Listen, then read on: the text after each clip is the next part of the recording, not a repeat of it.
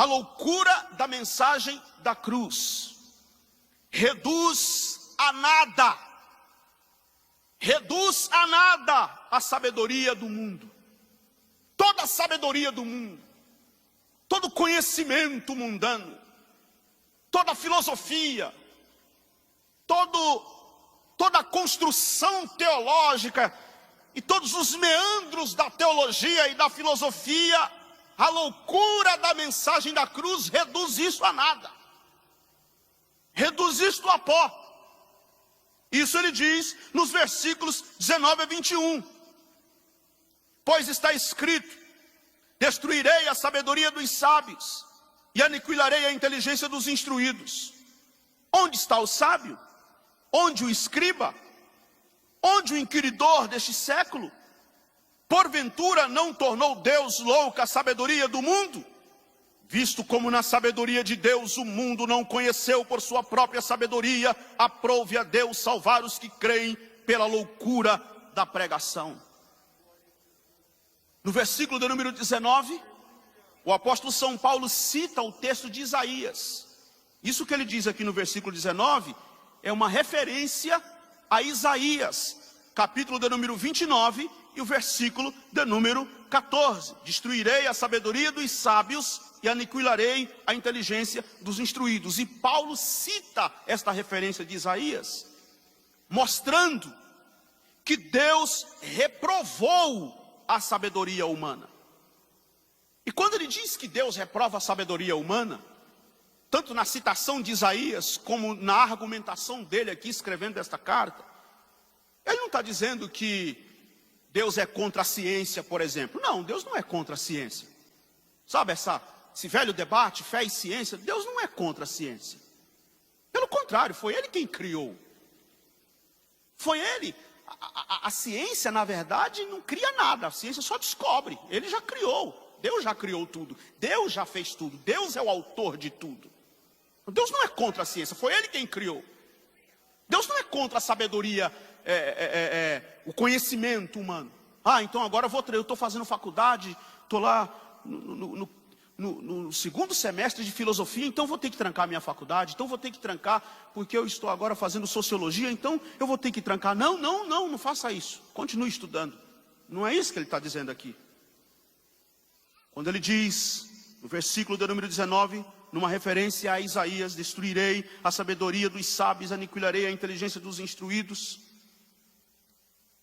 Ele está dizendo o seguinte: você vai conhecer Deus pessoalmente, você vai ter uma relação pessoal com Deus, de conhecimento de Deus, mas não é pelos métodos e pelas categorias do conhecimento humano, nem da filosofia humana. E aí eu preciso abrir aqui um parênteses para ficar melhor, para nós compreendermos melhor isso aqui, e chamar você para abrir aí a sua Bíblia no Evangelho de Jesus segundo João, capítulo de número 18. Evangelho de Jesus Cristo segundo escreveu João, capítulo de número 18, versículo de número 33, que é basicamente um diálogo aqui entre Pilatos e Jesus. Na verdade, Jesus estava no interrogatório, Pilatos estava interrogando Jesus, e o versículo 33 do capítulo 18 de João diz: tornou Pilatos a entrar no pretório, chamou Jesus e perguntou-lhe: és tu o rei dos judeus? Respondeu Jesus: vem de ti mesmo esta pergunta, ou te disseram outros a meu respeito? Replicou Pilatos: porventura sou judeu? A tua própria gente e os principais sacerdotes é que te entregaram a mim. Que fizeste? Respondeu Jesus: o meu reino não é deste mundo. Se o meu reino fosse deste mundo, os meus ministros se empenhariam por mim, para que não fosse eu entregue aos judeus. Mas agora o meu reino não é daqui. Então lhe disse Pilatos: logo tu és rei? Respondeu Jesus: tu dizes que sou rei. Eu para isso nasci e para isso vim ao mundo, a fim de dar testemunho da verdade. Grife bem esta palavra aí. A fim de dar testemunho da verdade. Grife a palavra verdade. Aí ele diz: todo aquele que é da verdade, ouve a minha voz. Perguntou-lhe Pilatos: que é a verdade? Aí parece haver uma pausa, e o texto termina, o versículo 38 termina assim: tendo dito isto, voltou aos judeus e lhes disse: eu não acho nele crime algum. Eu acho isso aqui impressionante. Sabe por quê? Porque Pilatos, de forma irônica e debochada, olha para Jesus e pergunta: que é a verdade? Porque Pilatos compreende que verdade, segundo as categorias filosóficas gregas, verdade, o que era verdade na perspectiva grega, no mundo do primeiro século? Verdade, por exemplo, se você conseguir saber tudo sobre este celular, tudo, você conseguir conhecer tudo a respeito desse celular, quem fez, como fez, quantas mãos trabalharam aqui, projeto, desenho, desde o projeto até o produto finalizado, você souber tudo sobre este celular, então você tem toda a verdade sobre este celular. Este é o conceito grego de verdade, lá no primeiro século. Na Idade Média, vocês sabem muito bem que a verdade tinha que se submeter ao crivo da igreja romana, que falava em nome de Deus. Então, se a igreja romana, por exemplo, diz assim: esse celular é a verdade, amém. Todo mundo fala amém, ninguém vai questionar, porque se você questionar, você vai para a fogueira. Então é presumível que você não vai questionar.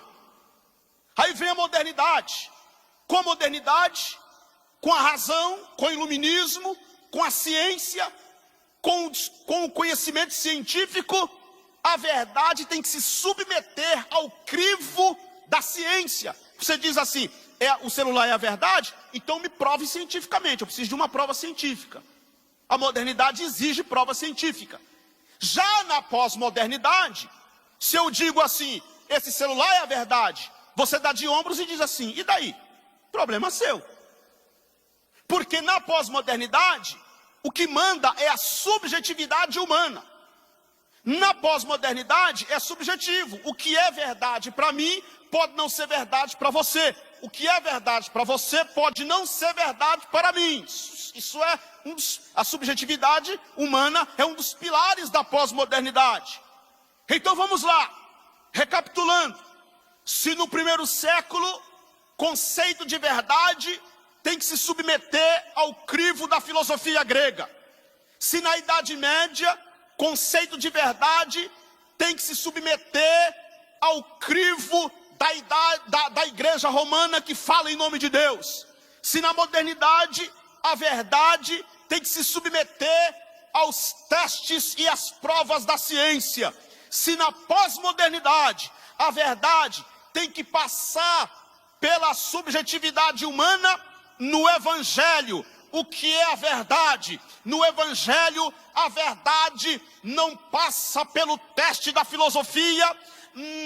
No Evangelho, a verdade não se submete às provas científicas. No Evangelho, a verdade não depende da aprovação da igreja romana. No Evangelho, a verdade não depende das provas e das categorias como pensa a filosofia e a teologia, porque no Evangelho, verdade não é conceito filosófico, verdade não é um teste científico, verdade não é a aprovação da igreja romana. No Evangelho, verdade é a pessoa bendita de Jesus Cristo nosso Senhor. Ele é a verdade, por isso ele mesmo declarou: e conhecereis a verdade, e a verdade vos libertará. E quando ele disse conhecereis a verdade, não é conhecer as estruturas e como funcionam as engrenagens filosóficas humanas. Quando ele disse conhecereis a verdade, ele estava dizendo: conhecereis a mim, porque eu sou o caminho e a verdade e a vida, e ninguém vem ao Pai senão por mim. Jesus Cristo é a verdade. Então, quando Pilatos pergunta que é a verdade, que eu disse aqui que parece haver uma pausa. E Pilatos então sai da presença de Jesus e, voltando-se para os judeus, diz: eu não acho nele crime algum. Foi como se Pilatos tivesse se perdido no olhar de Jesus, que é a verdade. Ele se perdeu no olhar de Jesus, ele estava diante da verdade encarnada. A verdade, verbo de Deus que se fez carne e habitou entre nós, e nós vimos a sua glória, cheio de graça e de verdade, a glória do unigênito do Pai.